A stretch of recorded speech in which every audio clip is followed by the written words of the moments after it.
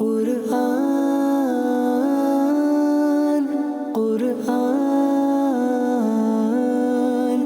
কুরআন কুরআন আলহামদুলিল্লাহি রাব্বিল আলামিন ওয়াসসালাতু ওয়াসসালামু আলা সাইয়্যিদিল মুরসালিন আম্মা বা'দু ফাআউযু বিল্লাহি মিনাশ শাইতানির রাজীম বিসমিল্লাহির রহমানির রহিম আসসালাতু ওয়াসসালামু আলাইকা ইয়া রাসূলুল্লাহ ওয়া আলা আলিকা ওয়া আসহাবিকা ইয়া হাবিবাল্লাহ আসসালাতু ওয়াসসালামু আলাইকা ইয়া নবিয়াল্লাহ ওয়া আলা আলিকা ওয়া আসহাবিকা ইয়া নূরাল্লাহ। মাদানী চ্যানেলের দর্শক, অনুষ্ঠান সহজ দর্শে কোরআনে আপনাদের শুভেচ্ছা জানাচ্ছি, স্বাগতম জানাচ্ছি। আল্লাহ রাব্বুল আলামিন আমাদেরকে কোরআনে মাজিদ এর অনুধাবন ক্ষমতা দান করুন, সেই নূর দ্বারা আমাদের অন্তরাত্মাকে আলোকিত করুন। সূরা নিসা থেকে আমাদের আলোচনা চলমান রয়েছে, আর 51 আয়াত নাম্বার থেকে আমাদের ইনশাআল্লাহ আজকের এই আলোচনা সামনে অগ্রসর হবে। শুরু থেকে শেষ সাথে থাকুন, অনেক কিছু বুঝতে শিখতে পারবেন। আল্লাহ পাক ইরশাদ করছেন, বিসমিল্লাহির রহমানির রহিম, আলাম তারা ইলাল্লাযীনা উতু নাসীবাম মিনাল কিতাবি ইউমিনুনা বিল জিবতি ওয়াত তাগুত ওয়া ইয়াকুলুনা লিল্লাযীনা কাফারু হাউলাই আহদা মিনাল্লাযীনা আমানু সাবিলা। কানজুল ইরফান থেকে অনুবাদ। আপনি কি তাদেরকে দেখেননি যারা কিতাবের একটি অংশ লাভ করেছে? তারা ঈমান আনছে মূর্তি এবং শয়তানের উপর, এবং কাফিরদের সম্পর্কে বলে যে এরা অর্থাৎ মুশরিকরা মুসলমানদের অপেক্ষা অধিকতর সঠিক পথের উপর রয়েছে। উলাইকাল্লাযীনা লাআনাহুমুল্লাহ ওয়া মান ইয়ালআনিল্লাহু ফালান তাজিদা লাহু নাসীরা। এরা হচ্ছে ওই সব লোক যাদের উপর আল্লাহ লানত করেছেন, এবং যাকে আল্লাহ লানত করেন তবে কখনো তার কোনো সাহায্যকারী পাবে না। এটি সে আয়াত যেখানে ইরশাদ করা হয়েছে সে সমস্ত লোকেরা যারা কিতাবের কিছু অংশ লাভ করেছিল। আলাম তারা ইলাল্লাযীনা উতু নাসীবাম মিনাল কিতাব, কিতাবের কিছু অংশ লাভ করেছিল। এখন এখানে ইয়াহুদীদের কথা হচ্ছে, আর ইয়াহুদীদের মধ্যে বিশেষ করে কাব বিন আশরাফ যে নিজের সাথে অনেককে একত্রিত করেছিল, তাদের সংখ্যা 70 জন বর্ণনা করা হয়েছিল। আর সে তাদেরকে নিয়ে মক্কায়ে মুকাররমার মধ্যে গিয়েছিল, আর সে মক্কার মুশরিকদেরকে বলেছিল যে তোমরা আমাদের সাথে সহযোগিতা করো, এবং এই বিষয়ের উপরে প্রস্তুতি নিয়েছিল। এই বিষয়ে জোর দিয়েছিল যে মুহাম্মদ সাল্লাল্লাহু আলাইহি ওয়াসাল্লাম যে মদিনায়ে মুনাওয়ারায় রয়েছেন তার সাথে তোমরা যুদ্ধ করো। তো এই ব্যাপারে কাফেরা বলেছিল যে তোমাদেরও কিতাব রয়েছে, যদি এমনটা না হয়ে যায় যে আমরা তার সাথে যুদ্ধ করি, লড়াই করি, আর তোমরা তার সাথেই একত্রিত হয়ে যাবে, আর পরবর্তীতে আমাদের বিপক্ষে তোমরা যুদ্ধের জন্য তৈরি হয়ে যাবে। তো তিনি বললেন না, সে একটি গ্যারান্টি দিয়ে দিল যে এমন কিছুই হবে না। তো এখন সে লোকেরা কি বলল যে এমন দৃঢ়তা আমাদের মধ্যে নেই। তোমরা এটা বলো যে মুসলমান তারা কি সঠিক পথে আছে নাকি আমরা সঠিক পথে, আর এই জন্য আমাদের ভূতদেরকে তোমাদের সিজদা করতে হবে। এই জন্য কাব বিন আশরাফ আর তার সাথে যারা ছিল তাদের মন্দ কপাল যে এই সমস্ত ব্যক্তিবর্গ এই মূর্তিদেরকে সিজদা করেছিল। অতঃপর তাদেরকে দৃঢ়তার সাথে বলতে লাগলো, মুসলমানদের চাইতে অধিকতর তোমরা সঠিক পথে রয়েছ, অর্থাৎ তোমরা হিদায়তের পথে মাদাল্লাহ সুম্মা মাদাল্লাহ। সে তাদেরকে বলল, এই বিষয়ে আল্লাহ পাক আয়াত নাজিল করলেন, আলাম তারা ইলাল্লাযীনা উতু নাসীবাম মিনাল কিতাব ইউমিনুনা বিল জিবতি ওয়াত তাগুত। যে সে লোকেরা যাদেরকে কিতাবের অংশ দেওয়া হয়েছিল তারা মূর্তি এবং শয়তানের উপর ঈমান আনে, তারা মূর্তি এবং শয়তানের উপরে ঈমান আনে। এখানে যে তাগুত শব্দটি বলা হয়েছে, তাগুত এটি তাগা শব্দ থেকে, অর্থ বিদ্রোহী, এটার অর্থ বিদ্রোহী। এখন বিদ্রোহী মানুষও রয়েছে, শয়তানও রয়েছে। তো বিদ্রোহী শয়তান কিংবা বিদ্রোহী কোনো মানুষ, উভয়ের ব্যাপারে এটা বলা হয়েছে। আর তাগুত শব্দের অর্থ কোনোভাবেই এখানে যে আল্লাহর যারা নিকটবর্তী বান্দা রয়েছেন তাদের ব্যাপারে কোনোভাবেই বলা হয়নি। আউলিয়াগণের ব্যাপারে আয়াত নয়, কেননা কিছু লোক খেয়ানত করে এই ধরনের শব্দবলি নিয়ে। এই শব্দগুলোকে আউলিয়া আল্লাহর ব্যাপারে তারা প্রয়োগ করে, আর এরা খুবই নিকৃষ্ট লোক। হযরতে আব্দুল্লাহ বিন উমর রাদিয়াল্লাহু তাআলা আনহু তাদের ব্যাপারে বলেছিলেন যে সৃষ্টির মধ্যে সবচেয়ে নিকৃষ্ট তারাই যে সমস্ত আয়াত মূর্তির ব্যাপারে নাজিল হয়েছে তারা সেগুলো মুমিনদের উপরে প্রয়োগ করা শুরু করে দেয়। তো তাগুত দ্বারা উদ্দেশ্য আউলিয়া গ্রহণ করা কোনোভাবেই যথার্থ নয়। তো এই দুর্ভাগাদের আল্লাহর পক্ষ থেকে লানত নসিব হয়েছে। আর লানত অর্থাৎ রাসূলুল্লাহ সাল্লাল্লাহু আলাইহি ওয়াসাল্লামের প্রতি শত্রুতা পোষণ করে যারা সেই মূর্তিগুলোকে সিজদা করে নিয়েছিল, তো তারা লানতের হকদার, আল্লাহ তাদের উপরে লানত করেছেন। পরবর্তী 53 নং আয়াতে আল্লাহ পাক ইরশাদ করেন, আম লাহুম নসীবুম মিনাল মুলকি ফাইযা লা ইউতুনা আন-নাস নাকিরা। তাদের জন্য কি রাজ্যের কোনো অংশ আছে? এমন হলে তারা মানুষকে এক কপর্দক পরিমাণও দেবে না। ইহুদিরা বলতে লাগলো যে রাজ্য এবং নবুয়তের অধিক হকদার আমরা। তো নবী পাক আলাইহিস সালামের সম্পর্ক যেহেতু আরব শরীফের সাথে, তো বলল যে আমরা তাকে কেন অনুসরণ করব। এগুলো বেসিক ইয়াহুদিদের কিছু মাসালা ছিল যে আম্বিয়ায়ে কিরাম আলাইহিমুসসালাম বনি ইসরায়েলের মধ্যে অধিক আম্বিয়ায়ে কিরাম এসেছিলেন। আর বনি ইসরায়েল বলা হয় যারা হযরত ইয়াকুব আলাইহিসসালামের আওলাদ। হযরত ইয়াকুব সন্তান ছিলেন ইসহাক আলাইহিসসালামের। তো এইভাবে তারা ইসহাক আলাইহিসসালামের সন্তানদের মধ্য থেকে। আর নবী পাক সাল্লাল্লাহু আলাইহি ওয়াসাল্লাম বনি ইসমাইল থেকে, যে তিনি আওলাদ হচ্ছেন ইসমাইল জবিহুল্লাহ আলা নবিয়িনা ওয়া আলাইহিস সালাতু ওয়াসসালাম। এজন্য তারা হিংসায় পতিত হল যে এদিক থেকে নবী কেন আসলেন। আল্লাহ কুরআনের অনেক জায়গায় এইভাবেই বলেছেন যে তাদের হিংসা ছিল এটি। আল্লাহু আ'লামু হাইসু ইয়াজআলু রিসালাতাহ। আল্লাহ অধিক জানেন তিনি রাসূল কাকে বানাবেন, ওনার সে রিসালাত কাকে দান করবেন তিনি সেটা অধিক জানেন। তো এইখানে সেই লোকেরা যেটা বলেছিল যে এই রাজত্ব নবুয়ত এগুলোর অধিক হকদার আমরা, তো বলা হয়েছে তাদের সে দাবিকে মিথ্যা প্রতিপন্ন করল যে তারা কিভাবে হকদার। সাথে সাথে তাদের একটি কৃপণতার কথাও বলে দিলেন যে যদি তারা সেই রাজত্ব নবুয়ত কিছু পেয়ে যেত, ফাইযা লা ইউতুনা আন-নাস নাকিরা, তো তারা মানুষকে তিল পরিমাণও কিছু দিত না, যে তারা এমন কৃপণ পেলেও তারা কিছুই দিত না। কিন্তু আল্লাহ জানেন আল্লাহ ওনার রাসূল কাকে বানাবেন। পরে আল্লাহ বলে দিয়েছেন তারা এমনটা কেন করছে এবং কি ধরনের হিংসা তাদের মধ্যে কাজ করছে। আম ইয়াহসুদুনা আন-নাস আলা মা আতাহুমুল্লাহু মিন ফাদলিহি ফাকাদ আতাইনা আলা ইব্রাহিমাল কিতাবা ওয়াল হিকমাতা ওয়া আতাইনাহুম মুলকান আযীমা। ইরশাদ করলেন বরং তারা মানুষের প্রতি বিদ্বেষ পোষণ করে সেটার উপর যা আল্লাহ তাদেরকে নিজ অনুগ্রহে দিয়েছেন। সুতরাং আমি তো ইব্রাহিমের বংশধরদেরকে কিতাব আর হিকমত দান করেছি এবং তাদেরকে বিশাল রাজ্য দান করেছি, অনেক বড় রাজ্য দান করেছি। এই আয়াতের মধ্যে ইয়াহুদীদের মূল রোগ নির্ণয় করা হয়েছে যে ইয়াহুদীদের আসল রোগ হচ্ছে হিংসা। আর সে হিংসার ভিত্তি কি, কেন হিংসা করে? যে রাসূলুল্লাহ সাল্লাল্লাহু আলাইহি ওয়াসাল্লামকে আল্লাহ যে সম্মান দান করেছেন, শান শওকত দান করেছেন, হুজুর আলাইহিস সালামকে, ওনার গোলামদেরকে সাহাবীদেরকে যে মর্যাদা দান করেছেন, যে শ্রেষ্ঠত্ব দান করেছেন, মানুষের অন্তর যে তাদের দিকে ঝুঁকিয়ে দিয়েছেন, তাদের যে শ্রেষ্ঠত্ব প্রকাশ পাচ্ছে সে বিষয়ে তারা হিংসা করতে লাগলো। আর তারা হিংসার মধ্যে নবী পাক আলাইহিস সালামের প্রতি আর মুসলমানদের প্রতি, সাহাবীগণের প্রতি তারা হিংসায় লিপ্ত হল। অতঃপর আল্লাহ পাক ইরশাদ করলেন যে এটা তো আল্লাহর অনুগ্রহ। আল্লাহ ইব্রাহিম আলাইহিস সালামের বংশধরের মধ্যে যে কাউকে রাজ্য দান করেছেন, রাজত্ব দান করেছেন, হিকমত দান করেছেন, কিতাব দান করেছেন, এগুলো আল্লাহর অনুগ্রহ থেকে দান করেছেন। আর অনেক এমন রয়েছে যারা একসাথে তিনটি বিষয় পেয়ে গেলেন, রাজত্ব পেয়েছেন, নবুয়ত পেয়েছেন, হিকমত পেয়েছেন। হযরতে ইউসুফ আলাইহিস সালামকে দেখুন, হযরতে দাউদ আলাইহিস সালাম, হযরতে সুলাইমান আলাইহিস সালাম, এগুলো আল্লাহর অনুগ্রহ।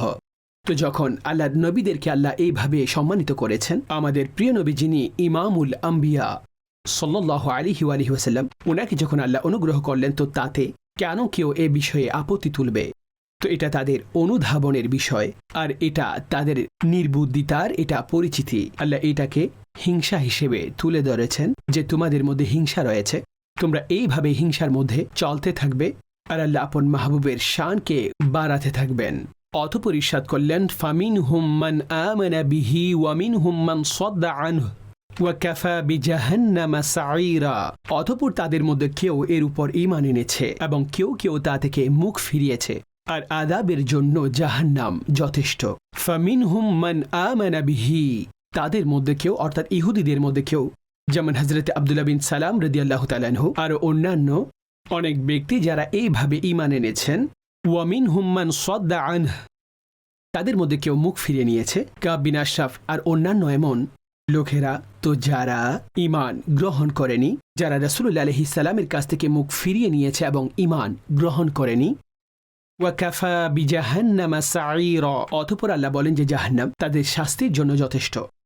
আর জাহান্নামের আযাব কেমন হবে, তার অবস্থা কেমন হবে, এই ব্যাপারে পরবর্তী আয়াতে সেই প্রজ্বলিত আগুনের মধ্যে যে আযাব দেওয়া হবে আর বেসিক যে আগুন যা কাফেরদের জন্যই তৈরি করে রাখা হয়েছে, আল্লাহ পাক ইরশাদ করেছেন, ইন্নাল্লাযীনা কাফারু বিআয়াতিনা সাউফা নুসলিহিম নারা, নিশ্চয় সেই সমস্ত লোক যারা আমার আয়াতসমূহকে অস্বীকার করেছে অনতিবিলম্বে আমি তাদেরকে আগুনে প্রবেশ করাবো। কুল্লামা নাদিজাত জুলুদুহুম বাদদালনাহুম জুলুদান গায়রাহা লিয়াযুকুল আযাব, যখন তাদের সেই চামড়াসমূহ দগ্ধ হয়ে যাবে তখন আমি তাদের সেই চামড়াগুলো অন্য চামড়া দ্বারা বদলে দিব, অর্থাৎ তাদের চামড়া সেগুলো অন্য চামড়া দিয়ে বদলে দিব। লিয়াযুকুল আযাব, যাতে তারা শাস্তির স্বাদ গ্রহণ করে, তারা শাস্তির স্বাদ গ্রহণ করে। ইন্নাল্লাহা কানা আজিজান হাকিমা, নিশ্চয় আল্লাহ পরাক্রমশালী, প্রজ্ঞাময়, হিকমতওয়ালা, পরাক্রমশালী। এখন এই আয়াতে মুবারকার মধ্যে সেই আযাবের বিষয়গুলো বর্ণনা করা হয়েছে যে যাদেরকে আযাব দেওয়া হবে। কুল্লামা নাদিজাত জুলুদুহুম, যখন তাদের চামড়া পুড়ে যাবে, এমন নয় যে দুনিয়ার মতো কেউ মারা গেল, জ্বলে গেল, বাস শেষ, অর্থাৎ চামড়া পুড়ে গেছে, হাড্ডি জ্বলে গেছে, আর কি রয়েছে তার সবকিছু শেষ, এমনটা হবে না। বলেন যখন চামড়া পুড়ে যাবে নতুন চামড়া চলে আসবে, অর্থাৎ যেহেতু ধারাবাহিক তাকে সে আযাবের মধ্যে রাখবে, তো ধারাবাহিক আযাব তার কখনোই বন্ধ হবে না। দুনিয়ার মধ্যেও কেউ আঘাতপ্রাপ্ত হলে কিছুদিন পরে এই চামড়া পুনরায় ঠিক হয়ে যায়, সেবা শুশ্রূষা যখন করা হয় পুনরায় চামড়া উঠে যায়। তো এটা এক ধরনের উদাহরণ বোঝানোর জন্য বলা হচ্ছে, যেহেতু দুনিয়ার মধ্যেও আল্লাহ এই ধরনের বিষয়গুলোকে প্রকাশ করেন যে সেই ব্যক্তি ঠিক হয়ে যায়, চামড়া চলে আসে, কিন্তু জাহান্নামীদের জন্য এটা বলা হচ্ছে আল্লাহ নিজেই বলছেন আমি সেই চামড়াকে পরিবর্তন করে দিব, আবার অন্য কোনো চামড়ায়, অর্থাৎ নতুন চামড়া চলে আসবে। এমনটা হবে না যে একেবারে জলে পুড়ে ছাই হয়ে গেছে, একেবারে শেষ, এমনটা নয়, এখন কষ্টই নেই, না, এটা ধারাবাহিক, সব সময়ের আযাব চলমান। কাফির মুশরিক সব সময় সেই জাহান্নামের মধ্যেই থাকবে। মুসলমানদের মধ্যে যারা নিজেদের গুনাহের জন্য জাহান্নামে যাবে, যারা গুনাহের কারণে জাহান্নামে যাবে, তো তারাও পরিশেষে তাদের গুনাহের শাস্তি পাওয়ার পরে তাদেরকে সেখান থেকে বের করা হবে, তাদেরকে জান্নাতে প্রবেশ করানো হবে যাদের সমাপ্তিমানের উপর হয়েছে।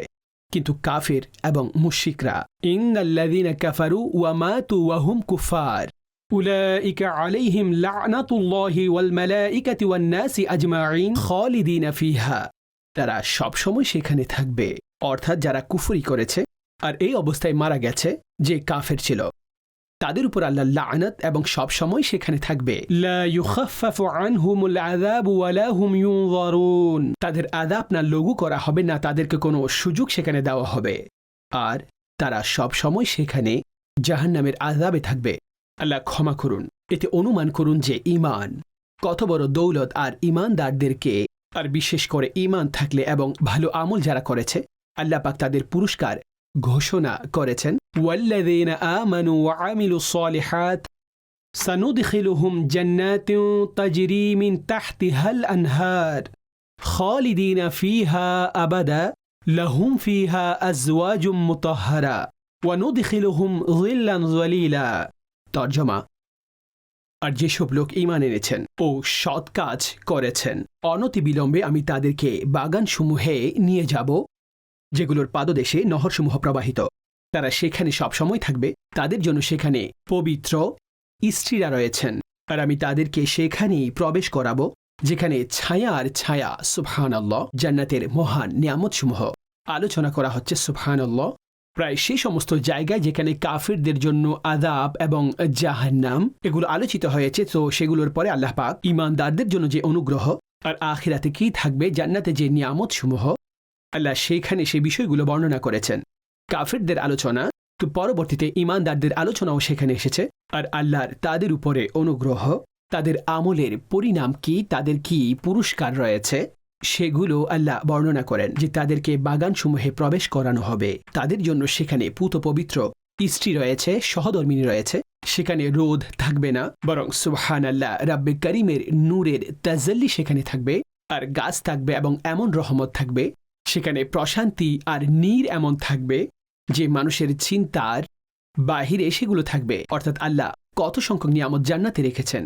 আর জান্নাতীদের জন্য অনেক বড় পুরস্কার হচ্ছে এটি যে আল্লাহ পাকের দিদারও জান্নাতবাসীরা জান্নাতে লাভ করবেন। সুবহানাল্লাহ, জান্নাতীদের আল্লাহর দিদার নসিব হবে, তাদের চেহারা আলোকিত হয়ে যাবে। তাদের জন্য যখন দিদার হবে তখন বিভিন্ন ধরনের সুন্দর মিম্বর সাজানো হবে, তাদেরকে বসানো হবে, আর আল্লাহর দিদার করার পরে তাদের চেহারা আরও বেশি আলোকিত হয়ে যাবে, আরও নূরান্বিত হয়ে যাবে। ফাবিআইয়ি আলাই রাব্বিকুমা তুকাযিবান। সুবহানাল্লাহ, আল্লাহ পাক আপন রহমতে জান্নাতুল ফিরদৌসে আমাদেরকে প্রবেশ নসিব করুন, আমিন। কেননা নবী পাক আলাইহিস সালাম বলেছেন, যখনই আল্লাহর কাছে চাইবে তখন জান্নাতুল ফিরদৌস চাইবে। জান্নাতের শ্রেষ্ঠ অবস্থান জান্নাতুল ফিরদৌস। রব তাআলা আপন রহমতে প্রিয় নবী সাল্লাল্লাহু আলাইহি ওয়াসাল্লামের কদমে আমাদের জায়গা দান করুন। অগ্রসর হচ্ছি আয়াত নাম্বার 58। আল্লাহ পাক ইরশাদ করছেন, ইন্নাল্লাহা ইয়া'মুরুকুম আন তুআদ্দুল আমানাতি ইলা আহলিহা ওয়া ইযা হাকামতুম বাইনান নাসি আন তাহকুমু বিল আদল ইন্নাল্লাহা নি'ম্মা ইয়া'ইযুকুম বিহি ইন্নাল্লাহা কানা সামিআন বাসীরা। নিশ্চয় আল্লাহ তোমাদেরকে নির্দেশ দেন যেন আমানতসমূহ যাদের তাদের অর্পণ করো, এবং এরই যে যখন তোমরা মানুষের মধ্যে ফয়সালা করো তখন ন্যায়পরায়ণতার সাথে করো। নিশ্চয় আল্লাহ তোমাদেরকে কতই উৎকৃষ্ট উপদেশ দেন। নিশ্চয় আল্লাহ সব শুনেন, দেখেন। এই আয়াতে মুবারকার মধ্যে দুটি হুকুম দেওয়া হয়েছে। একটি হচ্ছে যাদের আমানত রয়েছে আমানত তাদেরকে সুপার্দ করে দাও, আর দ্বিতীয়ত যে যখন ফয়সালা করবে তখন ন্যায়পরায়ণতার দামান যেন তোমাদের হাত থেকে না ছুটে। এটা কোরআনের হুকুম। সুবহানাল্লাহ। আর এই উভয় এমন আহকাম যা ইসলামী শিক্ষাসমূহের এমন গুরুত্বপূর্ণ অংশ, আর একটি সীমারেখা বর্ণনা করে দেওয়া হয়েছে। যদি এগুলো প্রতিষ্ঠিত থাকে তখন সমাজের মধ্যে নিরাপত্তা থাকবে, শান্তি থাকবে, হকসমূহ আদায় করা হবে, অত্যাচার দূর হয়ে যাবে, ন্যায়পরায়ণতা প্রতিষ্ঠিত হবে। যদি এই উভয় আহকাম খেয়াল রাখা হয়। এই আমানতসমূহ যে আদায় করতে হবে, বেসিক তো সাধারণভাবে মস্তিষ্ক এইভাবে কাজ করে, কেউ তোমাকে কিছু রাখতে দিলে সেগুলো আমানত, ঠিক আছে, এটা তো এক ধরনের বেসিক হুকুম যে সম্পদ যেগুলো তোমার কাছে রয়েছে সেগুলো তুমি রক্ষা করো, আমানত খেয়ানত করবে না, আমানতকে আদায় করো। কিন্তু এমন অনেক জিনিস রয়েছে যেগুলো আমানতের আওতাধীন চলে আসে, এমন অনেক বিষয় যেগুলো আমানতের আওতাধীন। এমন অনেক হাদিসে পাক রয়েছে, রেওয়ায়েত রয়েছে, এমন একটি হাদিসে পাক যে যিনি মুসলমানদের বিচারক হবেন, অতঃপর তারা তাদের উপরে এমন কাউকে বিচারক নির্ধারণ করেছেন যার ব্যাপারে তারা নিজেরাই জানেন যে তার চেয়ে ভালো এবং তার চেয়ে অধিক কিতাব ও সুন্নতের আলিম মুসলমানদের মধ্যে মজুদ রয়েছে। তো সে আল্লাহ তাআলা এবং তার রাসূল সমস্ত মুসলমানদের প্রতি খেয়ানত করেছে। অর্থাৎ এখানেও সে আমানতকে যথার্থভাবে আদায় করেনি। তার জিম্মায় যে আমানত সুপার্দ করা হয়েছে, যে কাকে নির্বাচন করতে হবে এবং বিচারক বানাতে হবে, আর সে এইখানে খেয়ানত করেছে, ইচ্ছাকৃত খেয়ানত করেছে। আর দ্বিতীয়ত ইরশাদ করা হয়েছে, ওয়া ইযা হাকামতুম বাইনান নাসি আন তাহকুমু বিল আদল, যখন মানুষের মধ্যে মীমাংসা করো তো ন্যায়পরায়ণতার সাথে, একেবারে পরিপূর্ণ ন্যায়পরায়ণতার সাথে। তার সমস্ত শৃঙ্খলা ন্যায়পরায়ণতার উপরে হওয়া উচিত। আর ন্যায়পরায়ণতা প্রতিষ্ঠা করা এটি মূলত মূল বিষয়বস্তু। এই জন্য আমাদের দিন কাজিউল কুজাতের ব্যাপারে, অর্থাৎ যারা জজ হবেন তাদের ব্যাপারে, এইভাবে যারা মানুষের মধ্যে বিচার করেন তাদের অনেক সুন্দর আহকাম বর্ণনা করেছেন উলামা ইসলামগণ। কিতাবের মধ্যে তার ডিটেল ব্যাখ্যা করেছেন। যখন দুই দলের মধ্যে বিচার করতে হবে তো একে অন্যের উপরে প্রাধান্য দেওয়া যাবে না, উভয়ের মধ্যে সমতা দেখা হওয়ার সময়ও তাদের সাথে এইভাবে কথা বলা যাবে না যে একজনের সাথে কঠিন আর অন্যজনের সাথে নরম, যাতে খারাপ চিন্তা তাদের মস্তিষ্কে আসে। বসা এবং দাঁড়ানোর জায়গাও যথার্থ আর সম হতে হবে। যেভাবে এক দলের কথা শুনেছেন অন্য দলের কথাও সেভাবে শুনবে, আর যেটা হক তার ফয়সালা দিতে হবে। হাদিসে পাকে ইরশাদ করা হয়েছে, যারা ন্যায়পরায়ণতা প্রতিষ্ঠা করেন আল্লাহর নৈকট্যে তাদেরকে নূরের মিম্বর প্রদান করা হবে। ন্যায়পরায়ণতা যাদের মধ্যে পাওয়া যায়, সুবহানাল্লাহ, যেখানে সুযোগ পাবেন মনে রাখবেন আমানত সুপার্দ করতে হলে ন্যায়ের সাথে, চাই আপনি কোনো বিচারের ক্ষেত্রে কোনো অবস্থানে না থাকলে, আপনি ঘরে আছেন, অফিসে আছেন, যেখানে আপনি কোনো ফয়সালা করছেন, তো দিনই বিবেচনা আপনাকে রাখতে হবে যে আমি এই ফয়সালা করার জন্য উপযুক্ত কিনা। আর না হলে উলামায়ে কেরামদের কাছে পাঠিয়ে দিন। নিজেই সিদ্ধান্ত দেওয়া এবং শরীয়তের বাইরে এমনিতেই তো জায়েজ নেই। যার কাছে জ্ঞান নেই তিনি কিভাবে সমাধান দিবেন? তো ন্যায়পরায়ণতা তখনই প্রতিষ্ঠিত হবে যখন তার কাছে জ্ঞানও থাকবে এবং জ্ঞানের সাথে সেই ফয়সালাও তিনি দিতে পারবেন। তো সব সময় এই ন্যায়পরায়ণতার দামন আমাদেরকে ধরে রাখা উচিত। নবী পাক আলাইহিস সালামের অনেক উদাহরণ রয়েছে তিনি কিভাবে ন্যায়পরায়ণতা তিনি কিভাবে প্রতিষ্ঠা করেছেন, সুবহানাল্লাহ। আর ইসলামে এত বেশি উদাহরণ রয়েছে এ বিষয়ে। হযরতে আলী রাদিয়াল্লাহু তাআলা আনহু নিজেই, তিনিও মানুষের মধ্যখানে অনেক বড় বড় ফয়সালা দান করতেন। একটি ঘটনা এমন হয়েছিল যে হযরতে আলী রাদিয়াল্লাহু তাআলা আনহুর খিলাফতের সময়কাল তিনি যখন খলিফা ছিলেন, ওনার একটি বর্ম হারিয়ে গিয়েছিল, যুদ্ধে ওনার একটি বর্ম হারিয়ে গিয়েছিল। তো যখন তিনি কুফায় ফিরে আসলেন তখন তিনি দেখতে পেলেন যে ওনার বর্মটি একটি ইহুদির হাতে। তিনি বললেন যে এটা আমার। তো সে বলতে লাগলো যে এটা আপনার কিভাবে হতে পারে এই বর্মটি। যখন সে তর্ক করল আর সে মানার জন্য প্রস্তুত ছিল না, তো তিনি বললেন যে চলো এই সময়ের যিনি কাজী ওনার কাছ থেকে ফয়সালা করে আসি। তিনি মুসলমানদের আমির, তিনি খলিফা। ওইদিকে কাজীউল কুজাত অর্থাৎ কুফার যিনি কাজী ছিলেন সেই কাজী শুরাইহ রাদিয়াল্লাহু তাআলা আনহু তিনি ছিলেন। যখন হযরত আলী রাদিয়াল্লাহু তাআলা আনহু এবং সেই ইহুদি সেখানে গেল, হযরত আলী রাদিয়াল্লাহু তাআলা আনহু দাবি করলেন যে এই বর্মটি আমার। তো সেই ইহুদি বলল এটা আমার বর্ম, আমার জিম্মা যেহেতু আছে এটি আমার কাছে দলিল এটি। তো কাজী ওনার কাছ থেকে জিজ্ঞেস করলেন হযরতে মাওলায়ে কায়নাত রাদিয়াল্লাহু তাআলা আনহুর কাছে যে আপনার কাছে কি প্রমাণ আছে যে এটা আপনার? তিনি বললেন যে আমার গোলাম কাম্বার আর আমার ছেলে হাসান তারা আমার সাক্ষী। কাজী পুনরায় উত্তর দিলেন যে হাসান তিনি আপনার পুত্র, আর বাবার জন্য সন্তানের যে কোনো ধরনের সাক্ষী, অর্থাৎ যখন পিতার পক্ষে দেয় এটা তো মানা যাবে না, এটা জায়েজ নেই, ইসলাম এটা সমর্থন করে না। বাস এতটুকুই বলেছিলেন। তখন সেই ইহুদি বলতে লাগলো যে ইসলাম এত সুন্দর ধর্ম যে তিনি মুসলমানদের খলিফা আর কাজী ওনাকে এটা বলছেন। তো তিনি সেখানে কলিমা পড়ে সেখানে মুসলমান হয়ে গেলেন আর সেই বর্ম হযরত আলীকে দিয়ে দিলেন যেটা আপনার, এটা আমার নয়, এটা হযরত আলী। তো হযরত আলী রাদিয়াল্লাহু তাআলা আনহু অনেক খুশি হলেন এই জন্য যে তিনি মুসলমান হলেন। তো তিনি সেই ঘোড়া এবং সে বর্ম তাকে উপহার দিয়ে দিলেন, সুবহানাল্লাহ। দর্শক, যখন ন্যায় প্রতিষ্ঠা লাভ করে তার উদাহরণ আমাদের আসলাফগণ, অসংখ্য এমন উদাহরণ আমরা সেখান থেকে পাই, সুবহানাল্লাহ, যে যখনই তিনি কোনো অবস্থায় অধিষ্ঠিত হলেন তিনি ন্যায়পরায়ণতার সাথে কাজ নিয়েছেন, সুবহানাল্লাহ। তো যখন বান্দা আল্লাহ এবং তার রাসূলের অনুসরণ করবে তো সব দিকে ন্যায়পরায়ণতা প্রতিষ্ঠিত হবে। আল্লাহ পাক অনুসরণের ব্যাপারে পরবর্তী আয়াতে ইরশাদ করেছেন, ইয়া আইয়ুহাল্লাযীনা আমানু আতিউল্লাহা ওয়া আতিউর রাসূল ওয়া উলিল আমরি মিনকুম فإن تنازعتم في شيء فردوه إلى الله والرسول إن كنتم تؤمنون بالله واليوم الآخر ذلك خير وأحسن تأويلا।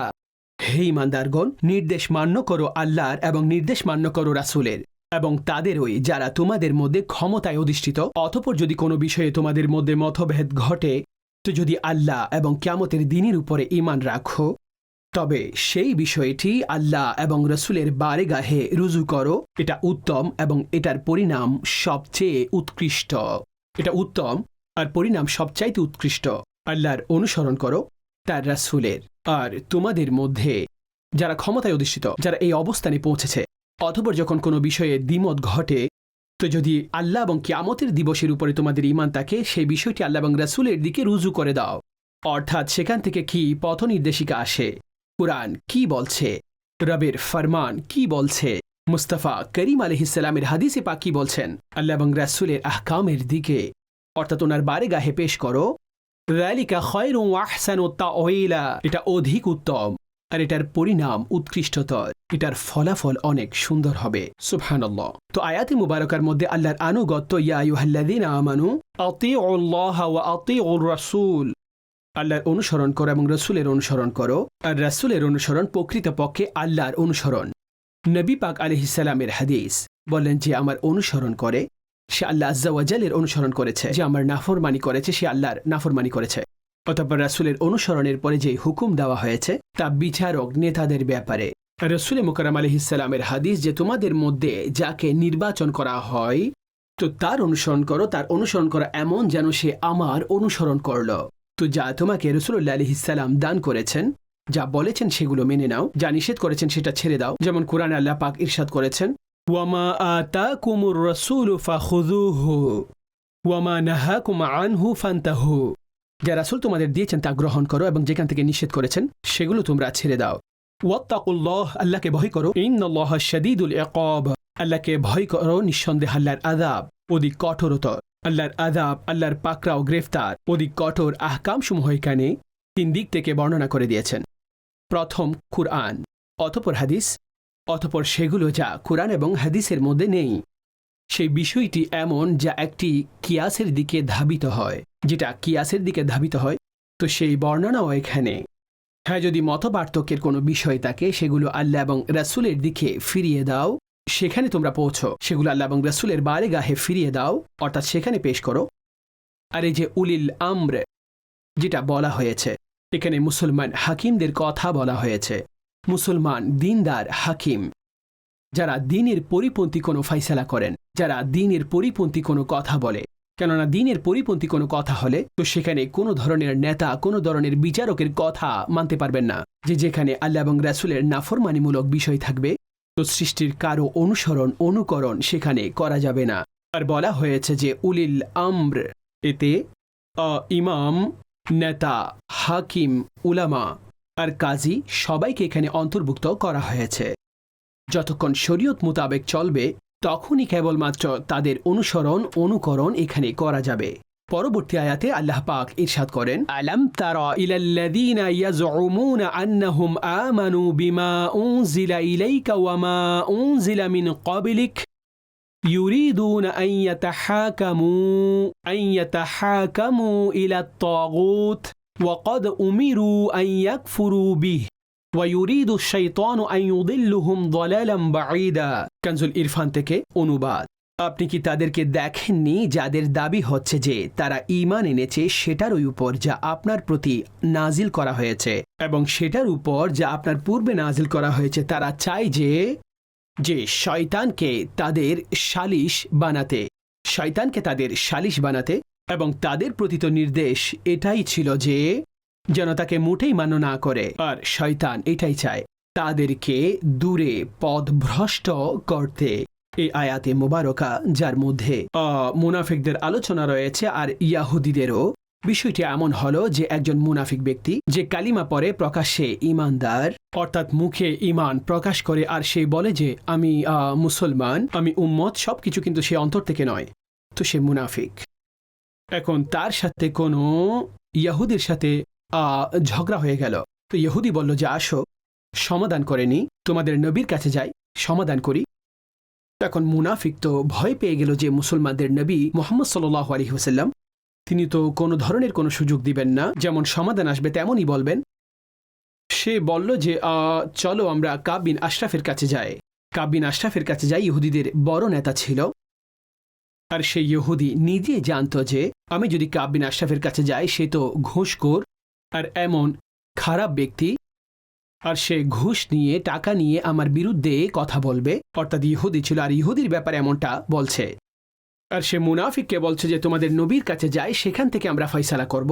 তো এই মুনাফিক যাওয়ার জন্য প্রস্তুত ছিল না। ঘটনা এমন হলো যখন সে কাব বিন আশরাফের কাছে যেতে অস্বীকৃতি জানালো তো তখন সেখানে একত্রিত হয়ে নবী পাক আলাইহিস সালামের কাছে গেল।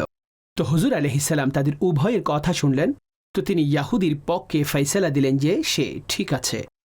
আর সে মুনাফিক যে কালিমা পড়েছিল তো সে বলেছিল আমি এই ফয়সালাকে কেন মানব, কারণ সে এমনিতে যখন অন্তর থেকে ঈমানই আনেনি, সেই মানেই না, তো সমাধান কোত্থেকে মানবে? আসো হযরতে উমরের কাছে যায়। হযরতে উমর রাদিয়াল্লাহু তাআলা আনহুর কাছে যখন এই ফয়সালা নিয়ে গেল তো ইয়াহুদি বলতে লাগলো আপনি ফয়সালা পরে করুন, একটি কথা আমার শুনে নিন। আর সেটা হচ্ছে যে আপনার নবী আমার পক্ষে রায় দিয়েছেন, কিন্তু এটা সে মেনে নিচ্ছে না। হযরত ওমর রাদিয়াল্লাহু তাআলা আনহু রাগান্বিত হয়ে গেলেন।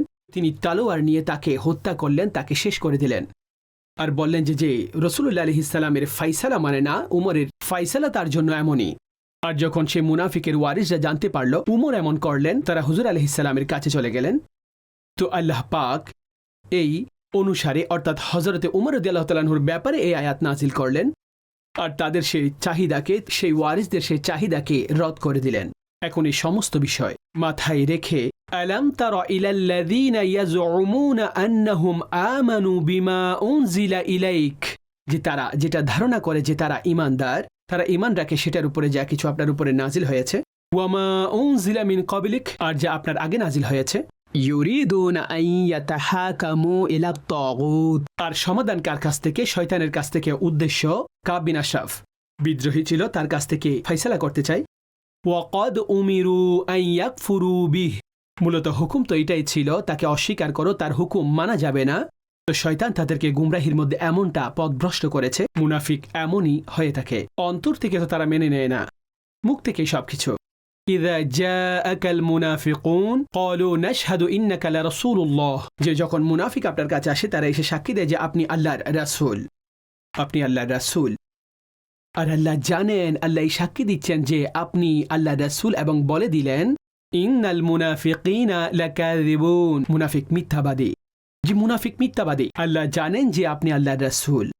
এখন এইখানে বিষয়টা কেমন যে তারা মুখে তো বলছে, অন্তর থেকে মানছে না, অন্তর থেকে স্বীকৃতি নেই।